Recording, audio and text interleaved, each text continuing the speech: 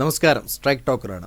ഗുണനിലവാരമുള്ള വിദ്യാഭ്യാസം എന്ന പേരിൽ 2023-27 വർഷത്തേക്ക് പ്രഖ്യാപിച്ച കേന്ദ്ര പദ്ധതിയുടെ ഭാഗമായി തിരഞ്ഞെടുക്കുന്ന സ്കൂളുകളിൽ കേന്ദ്ര വിദ്യാഭ്യാസ നയവും കേന്ദ്ര സിലബസും നടപ്പാക്കണം. NEP-യുടെ പുരോഗതിയും PM ശ്രീ സ്കൂൾ എന്ന ബോർഡും പ്രധാനമന്ത്രിയുടെ ചിത്രവും ഈ സ്കൂളിൽ പ്രദർശിപ്പിക്കണം. ദേശീയ വിദ്യാഭ്യാസ നയത്തിന്റെ പ്രചാരണത്തിനും നടത്തിപ്പിനുമായി കൊണ്ടുവന്നതാണെന്ന് ആരോപിച്ച് കേരളമടക്കമുള്ള പ്രതിപക്ഷം ഭരിക്കുന്ന സംസ്ഥാനങ്ങൾ പദ്ധതിയോട് തുടക്കത്തിലെ മുഖം തിരിച്ചു. അതോടെ ഈ സംസ്ഥാനങ്ങൾക്ക് ഫണ്ട് നൽകാതെ കേന്ദ്രം തിരിച്ചടിച്ചു. അതോടെ സാമ്പത്തിക ബാധ്യതയിൽ വീർപ്പുമുട്ടിയ കേരളം തീരുമാനം മാറ്റി. മന്ത്രിസഭയെയും LDFനെയും മറികടന്ന് ഫണ്ട് മാത്രം ലക്ഷ്യം വെച്ച് സർക്കാർ പദ്ധതിയിൽ ഒപ്പുവെക്കാൻ ഒരുങ്ങിയെന്ന ആരോപണമുയർന്നു. CPI പരസ്യമായി എതിർപ്പ് അറിയിച്ചു. ഇടതുമുന്നണിയിൽ തർക്കം രൂക്ഷമായി. പരസ്യമായി ബിനോയ് വിശ്വം മന്ത്രിസഭാ യോഗത്തിൽ K രാജനും കടുത്ത പ്രതിഷേധമുയർത്തി. എന്നാൽ വാങ്ങേണ്ടതില്ലെന്ന നിലപാടിലാണ് CPM. എന്തുകൊണ്ടാണ് 3 വർഷമായി കേരളം പദ്ധതിയിൽ ഒപ്പുവെക്കാതിരുന്നത്? എന്തൊക്കെയാണ് പദ്ധതിക്കെതിരെ ഉയർന്ന പ്രധാന വിമർശനങ്ങൾ? തമിഴ്നാടിനെ പോലെ കേരളത്തിനും വിഷയത്തിൽ നിയമവഴി തേടിക്കൂടെ? എന്താണ് സത്യത്തിൽ വിവാദമായ PM ശ്രീ? 2022 സെപ്റ്റംബർ 7 അധ്യാപക ദിനത്തിൽ പ്രധാനമന്ത്രി നരേന്ദ്രമോദി പ്രഖ്യാപിച്ച പദ്ധതിയാണ് PM ശ്രീ. രാജ്യത്തെ സ്കൂളുകളുടെ അടിസ്ഥാന സൗകര്യ വികസനമാണ് പദ്ധതിയുടെ ലക്ഷ്യം. കേന്ദ്ര വിദ്യാലയങ്ങൾ, നവോദയ സ്കൂളുകൾ, സംസ്ഥാന സർക്കാരിൻ്റെ സ്കൂളുകൾ തുടങ്ങി വിവിധ സംസ്ഥാനങ്ങളിൽ നിന്നുള്ള 14,500 സ്കൂളുകളാണ് പദ്ധതിയുടെ ഭാഗമാവുക. രാജ്യത്ത് നിലവിൽ 13,070 സ്കൂളുകൾ PM ശ്രീയുടെ ഭാഗമായി കഴിഞ്ഞു. കേരളം, തമിഴ്നാട്, ബംഗാൾ എന്നീ സംസ്ഥാനങ്ങൾ ഒഴികെ സംസ്ഥാനങ്ങളും കേന്ദ്ര ഭരണ പ്രദേശങ്ങളും പദ്ധതിയിൽ ഒപ്പുവെച്ചു. 2020 ദേശീയ വിദ്യാഭ്യാസ നയത്തോട് ചേർന്ന് നിൽക്കുന്ന തരത്തിലായിരിക്കും സ്കൂളുകളുടെ പുനരുദ്ധാരണം. നൂതന പാഠപദ്ധതി, വിദ്യാർത്ഥികളുടെ സമഗ്ര വിവരങ്ങൾ ഉൾപ്പെടുത്തിയ holistic progress card, smart class room, digital library, പ്രാദേശിക ഇന്റേൺഷിപ്പ്, ദൈഷ്ണിക ശേഷി വർദ്ധിപ്പിക്കൽ, ലൈബ്രറി ഗ്രാന്റ്, സ്പോർട്സ് ഗ്രാന്റ് തുടങ്ങിയ സ്കൂളുകളുടെ നിലവാരം ഉയർത്താനായി വിവിധ കാര്യങ്ങൾ സജ്ജമാക്കുക. വിദ്യാർത്ഥികൾക്ക് പഠനത്തിനൊപ്പം തൊഴിൽ ചെയ്യാനുള്ള സൗകര്യങ്ങളും പ്രത്യേക ശ്രദ്ധ വേണ്ടുന്ന കുട്ടികൾക്കായി ഈ സൗകര്യവും പദ്ധതിയുടെ ഭാഗമായി ഒരുക്കും.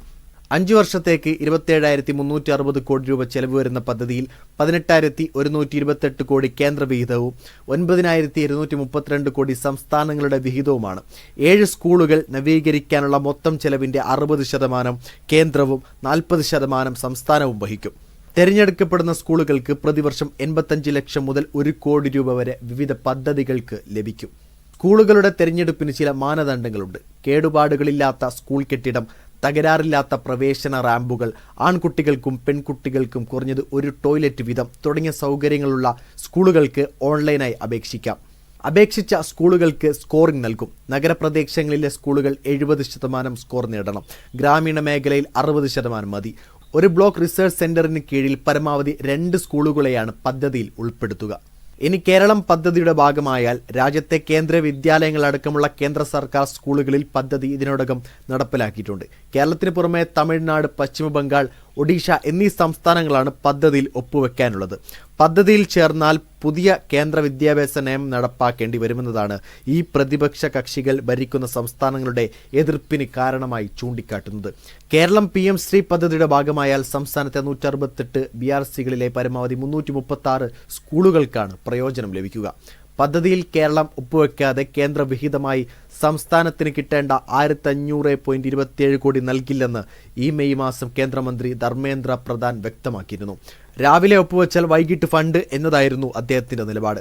സത്യത്തിൽ കേന്ദ്ര ഫണ്ട് നിലച്ചതോടെ സമഗ്ര ശിക്ഷ കേരളം വഴി നടപ്പാക്കുന്ന മിക്ക കേന്ദ്ര വിഷ്കൃത വിദ്യാഭ്യാസ പദ്ധതികളും പ്രതിസന്ധിയിലാണ്.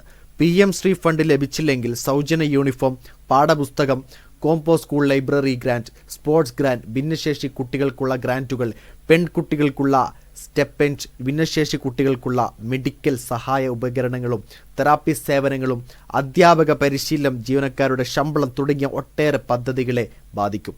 ഇതോടെയാണ് വിഷയത്തിൽ നിന്ന് സർക്കാർ നയം മാറ്റിയത്. കേന്ദ്ര വിഷ്കൃത പദ്ധതികൾക്കായി 2.5 വർഷമായി ലഭിക്കാനുള്ള കേന്ദ്ര വിഹിതം നേടിയെടുക്കുകയാണ് നിലവിൽ പൊതുവിദ്യാഭ്യാസ വകുപ്പും CPM-ഉം പദ്ധതിയുടെ ഭാഗമാകുന്നതിലൂടെ ലക്ഷ്യമാക്കുന്നത്. കേന്ദ്രം പണം തരാതിരിക്കാൻ നോക്കുമ്പോൾ സാങ്കേതികത്വം പറഞ്ഞു ഫണ്ട് പാഴാക്കാതിരിക്കുന്നതാണ് നല്ലതെന്ന് 1,466 കോടി രൂപ എന്തിന് വെറുതെ കളയണമെന്നുമാണ് വിദ്യാഭ്യാസ മന്ത്രി ശിവൻകുട്ടി പറയുന്നത്. എന്നാൽ കേന്ദ്രവിഹിതം മാത്രം ലക്ഷ്യമിട്ട് തീരുമാനമെടുക്കുന്നതിലും പ്രശ്നമുണ്ട്. PM-ശ്രീ പദ്ധതിയുടെ പ്രഖ്യാപിത കാലാവധി അടുത്ത അധ്യയന വർഷം അവസാനിക്കുന്നതിനാൽ ഒരു വർഷത്തെ മാത്രം വിഹിതമായിരിക്കുമോ കേരളത്തിലെ സ്കൂളുകൾക്ക് ലഭിക്കുക, അല്ലെങ്കിൽ വർഷകാലാവധി കഴിയുന്നത് വരെ ലഭിക്കുമോ എന്നതും വ്യക്തതയില്ല. PM-ശ്രീ പദ്ധതിയിൽ ഒപ്പിട്ടാലും NEP-യിലെ തെറ്റായ അജണ്ടകൾ കേരളത്തിൽ നടപ്പാക്കില്ലെന്നാണ് മന്ത്രി വി ശിവൻകുട്ടിയും CPM നേതൃത്വവും വ്യക്തമാക്കുന്നത്. എന്നാൽ പദ്ധതിയുടെ ധാരണാപത്രമനുസരിച്ച് 2020-ലെ ദേശീയ വിദ്യാഭ്യാസ നയം കേരളത്തിൽ പൂർണ്ണ തോതിൽ നടപ്പാക്കേണ്ടി വരും. കരാർ ഒപ്പിട്ട ശേഷം ഇതിന് സമ്മതിച്ചില്ലെങ്കിൽ നിയമപരമായി കേരളം പ്രതിരോധത്തിലാകും. വലിയ സംഘർഷങ്ങൾക്കും ഇത് കാരണമാകും. വിമർശനങ്ങൾ നിരവധിയാണ്. ദേശീയ വിദ്യാഭ്യാസ നയത്തിന്റെ പരീക്ഷണശാലകളായി PM-ശ്രീ പദ്ധതിയിൽ ഉൾപ്പെടുന്ന സ്കൂളുകൾ മാറുമെന്ന് പ്രധാനമന്ത്രി തന്നെ വ്യക്തമാക്കിയതാണ്. അതുകൊണ്ട് തന്നെ പദ്ധതി RSS അജണ്ടയാണെന്നാണ് പ്രധാന വിമർശനം. പദ്ധതിയുടെ ഭാഗമാകുന്ന സ്കൂളിന് മുന്നിൽ PM-ശ്രീ സ്കൂൾ എന്ന ബോർഡ് വെക്കേണ്ടി വരുമെന്നതും എതിർപ്പിന് കാരണമായിട്ടുണ്ട്. NCERT സിലബസ് നടപ്പിലാക്കേണ്ടി വരുമെന്നതാണ് മറ്റൊരു ഭീഷണി. ഫലത്തിൽ പൊതുവിദ്യാലയങ്ങൾ കേന്ദ്രവും സംസ്ഥാനവും നിയന്ത്രിക്കുന്ന സ്ഥിതി വരും. PM-ശ്രീയിൽ അക്കാദമി നിരീക്ഷണത്തിന് വിദ്യാഭ്യാസ സമീക്ഷ കേന്ദ്രമുണ്ടാകും. സ്കൂൾ വിദ്യാഭ്യാസത്തിൽ സ്വകാര്യ പങ്കാളിത്തം ഉറപ്പാക്കിയ ഗുജറാത്ത് മോഡലാണ് ഈ സംവിധാനം. RSS സങ്കല്പത്തിലുള്ള ദേശീയ സങ്കല്പങ്ങൾ അടിച്ചേൽപ്പിക്കും. കേന്ദ്ര നയം നടപ്പാക്കും. പാഠപദ്ധതിയിലൂടെ ഹിന്ദുത്വ ആശയങ്ങൾ പ്രചരിപ്പിക്കും. സംസ്ഥാനങ്ങളുടെ അധികാരവും നയരൂപീകരണവും നഷ്ടമാവും. PM സ്കൂളുകളിൽ സംസ്ഥാനത്തിന്റെ നിയന്ത്രണം പേരിലൊതുങ്ങും എന്നതൊക്കെയാണ് വിമർശകർ ഉന്നയിക്കുന്ന പ്രധാന ആരോപണങ്ങൾ. NEP അനുസരിച്ച് 5+3+3+4 വിദ്യാഭ്യാസ ഘടന PM-ശ്രീ സ്കൂളിൽ വേണം.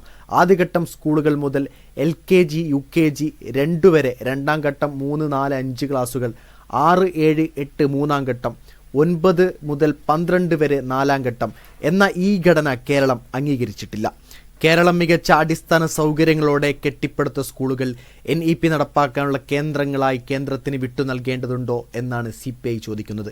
കേന്ദ്ര വിദ്യാഭ്യാസ നയത്തിനെതിരെയുള്ള നിലപാട് സ്വീകരിക്കുമ്പോൾ നയപരമായ പദ്ധതിയായതിനാൽ തന്നെ ഇതുമായി സഹകരിച്ച് മുന്നോട്ടു പോകാൻ സാധിക്കില്ല എന്ന നിലപാടാണ് CPIയുടേത്. വിഷയത്തിൽ പാർട്ടി പിറകോട്ടില്ലെന്ന് സംസ്ഥാന സെക്രട്ടറി ബിനോയ് വിശ്വം വ്യക്തമാക്കിയിട്ടുണ്ട്. വീഡിയോ ഇഷ്ടമായി ലൈക്ക് ചെയ്യുക, നിങ്ങളുടെ അഭിപ്രായം രേഖപ്പെടുത്തുക. കൂടുതൽ വീഡിയോസുകൾക്കായി ഈ ചാനലിലൂടെ തന്നെ സബ്സ്ക്രൈബ് ചെയ്യുക. This is strike talk signing off.